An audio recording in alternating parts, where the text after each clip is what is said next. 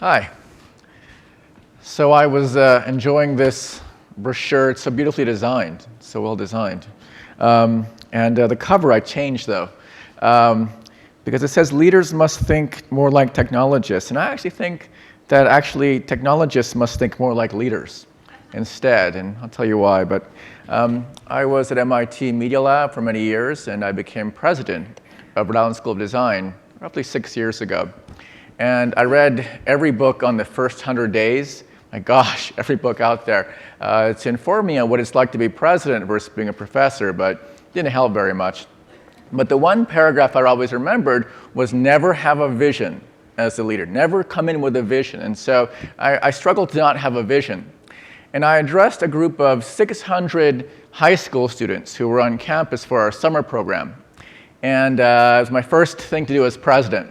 And there were 600 people in the auditorium. They're all art students from around America and out of the world, and they have green hair, and they have weird t-shirts, and it was a little bit scary. But I said, hey, I'm the new president, and I want to try a focus group idea. So I'm going to give you some ideas for a vision, and I want you to applaud for the one that makes the most sense. So the first idea I put out there was because of education. I thought, well, so what about lifelong education in the arts? It didn't do very well. It was like a applause for dad kind of thing. And the second one I thought would really get him in the ego, because it was about, fostering the next generation of super art talent. And even that didn't do much better, so I was kind of giving up. And I said, well, how about building a case for creative people in the world? And then suddenly, everyone started applauding. I was like Bono, where he's like, wow, everyone was applauding. And I was weird, like, why are they applauding? And so an hour later, I was in our shop, and a young woman came up to me.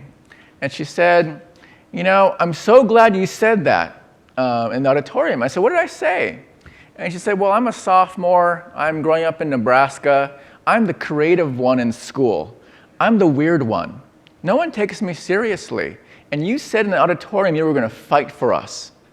And I sort of felt what was happening in the auditorium. And so I love how 6 years later, now we have wonderful things happening in Silicon Valley where companies like Airbnb that are hugely successful, I mentioned this conference multiple times, are founded by two of our graduates, Brian and Joe. And more companies like this are emerging, companies that don't come from technology or business, are coming from artists who understand the human condition.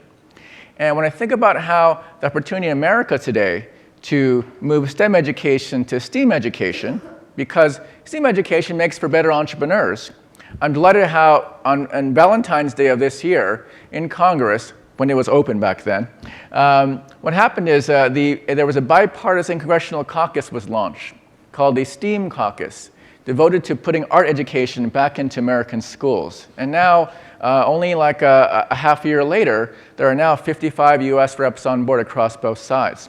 And so I'm delighted that America, more countries are recognizing the importance of putting art education, design education into STEM education, because new innovators like the Airbnb guys are about to come out more. Thank you. Thank you, John. We really believe in that here at Techonomy. We are really big believers in the importance of the arts. We don't just think tech is the solution to everything. I mean, I went to art school, for God's sakes, and it really